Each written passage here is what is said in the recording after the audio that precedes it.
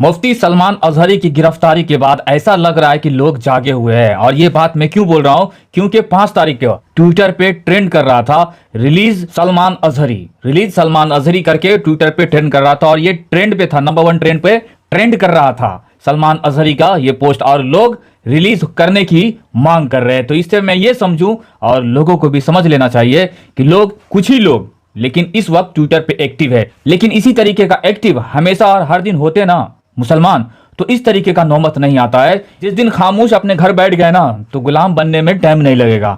तो चाहिए कि नियर बाय में जिनके करीब के लोग हैं ना, जिनके करीब में मुंबई में जो लोग रहते हैं ना, वो तो प्रोटेस्ट कर रहे हैं, लेकिन जो दूर दराज के मुसलमान है वो अपना प्रोटेस्ट कहां दिखा सकता है? ट्विटर पे दिखा सकता है, सोशल मीडिया पे लिख सकता है, सोशल मीडिया पे बोल सकता है, ताकि आपकी बात रखी जाए और इनके खिलाफ एक्शन हुआ जाए। मतलब आपकी बातों को रखकर उस लोगों पे एक्शन किया जाए। अगर इसी तरीके से हमेशा से अगर बोलते रहते, ट्विटर पे लोग मांग करते, डिमांड करते, जो आए दिन मुसलमान के खिलाफ हेट स्पीच दे रहा होता है ना, देता रहता है, मुसलमान को गालियां देता रहता है, उसके खिलाफ कल अगर वही मुसलमान इस तरीके का स्टैंड लिया होता तो इस तरीके का दौर नहीं देखने को मिलता जो अभी चल रहा है। मुफ्ती सलमान अजहरी की गिरफ्तारी क्यों हुई, ये बात आप सब जानते हो कि एक शायर उन्होंने कहा था मजमे में, महफिलों में, और उस शायर को लेकर एक कम्युनिटी के लोगों ने अपने ऊपर फिट किया और ट्विटर पे अरेस्ट का मांग किया और अलग अलग तरीके से लिखना शुरू किया। ये हिंदुओं के बारे में इस तरीके का बात कर रहा है, इनकी अरेस्ट होनी चाहिए। और आगे क्या कुछ होता है वो तो बात की बात है। मुफ्ती सलमान अजहरी ने क्या कहा था अपने शेर में,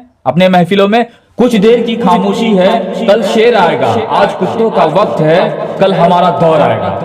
इस शेर को बोलने पर मुफ्ती सलमान अजहरी साहब को पुलिस ने डिटेन कर लिया गया है। ये कोई हेट स्पीच है और कहने वाले इनको कहते हैं जो इस पे इल्जाम लगा रहे हैं कि ये हिंदुओं के खिलाफ मुसलमान को भड़का रहे थे, लेकिन उन्हें टी राजा सिंह नहीं दिखाई दिया। और भी बहुत चेहरा जो आपको स्क्रीन पे दिखा रहा हूं ना, ये जो चेहरा दिख रहे हैं, ये सब वही लोग हैं जो दिनों रात हमेशा मुसलमानों को गाली तक दे रहा होता है। इसमें है आजल हिंदुस्तान, सुदर्शन न्यूज के ऑनर सुरेश चौहान के, और इसमें सबसे बीच में जो आपको दिखाई दे रहा है ना, ये चेहरा को हर कोई जानता होगा, कोई ऐसा शख्स नहीं है जो इनको ना जानता हो। ये हमेशा मुसलमान को काटने की बात करता है, वो मुसलमानों को डराने की बात करता है, डराता तो रहता है, ये काटने की बात करता है। और अपने कौम के लोगों से कह रहा होता है कि अपने घर में हथियार रखो, ताकि जहां कहीं भी दिखाई दे ये जिहादी, इन्हें देशद्रोही कह रहा होता है, इसे जिहादी कह रहा होता है, इसे देश का दुश्मन कह रहा होता है।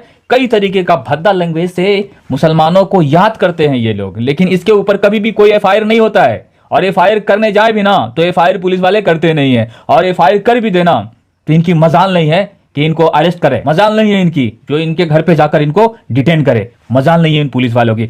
तो चाहिए कि आप हक के लिए बोलते रहें, अगर बोलना छोड़ देंगे ना तो गुलामी की जिंदगी बहुत जल्द आने वाली है। और यही नहीं मेरे दोस्त, जाते जाते एक बात आपको बता देना चाहता हूं, और ये बात थोड़ा कड़वा हो सकता है, तो किसी को हजम होगा और किसी को हजम नहीं होगा, ज्यादातर लोगों को हजम नहीं होने वाली है। मुफ्ती सलमान अजहरी साहब जो गिरफ्तार हुए, इस पे कितने कांग्रेस के नेता ने ट्वीट करके बताया कि ये गलती हुआ है। मुफ्ती सलमान अजहरी की तरफ से कोई भी ऐसा हेट स्पीच नहीं है, जबरदस्ती उनको डिटेन किया गया है, जबरदस्ती पुलिस उनको हिरासत में लिया है, अरेस्ट किया है। कोई भी बोला नहीं बोला, इस पे एक ही एक पार्टी है जो अपना बात रखा है, और वो पार्टी का नाम है MIM। मैं किसी की तारीफ नहीं कर रहा हूं, मैं किसी भी पार्टी का चहीता नहीं हूं, ये अच्छा है वो बेकार है, मैं बोलने वाला कोई नहीं है, जो अच्छा करता है उसमें मैं बोलूंगा। लेकिन मुसलमानों का चहीता पार्टी कांग्रेस का नेता कोई भी इस मामले पे कुछ नहीं बोला। दिल्ली में मस्जिद गिर गया, कांग्रेस का नेता कुछ बोला नहीं बोला। ज्ञान वापी मस्जिद का तहखाना खोल दिया गया है पूजा करने के लिए, कोई भी कांग्रेस का नेता बोला नहीं बोला। इन सब पे आवाज उठाने वाला एक ही पार्टी है जो मुसलमानों के रिलेटेड से बात करता है और मुसलमान के पक्ष से अपनी बात दूर तक पहुंचाता है, वो है MIM। लेकिन मुसलमानों का चहीता सिर्फ बना हुआ है तो कांग्रेस। मैं बुराई नहीं कर रहा हूं कांग्रेस का, और नहीं मैं तारीफ भी कर रहा हूं, लेकिन जो अच्छा करती है तो अच्छा बोलना पड़ेगा, और जो गलत कर रही है उनके खिलाफ गलत बोलना पड़ेगा, क्योंकि आप बोलते रहो नहीं तो गुलाम बन जाओगे।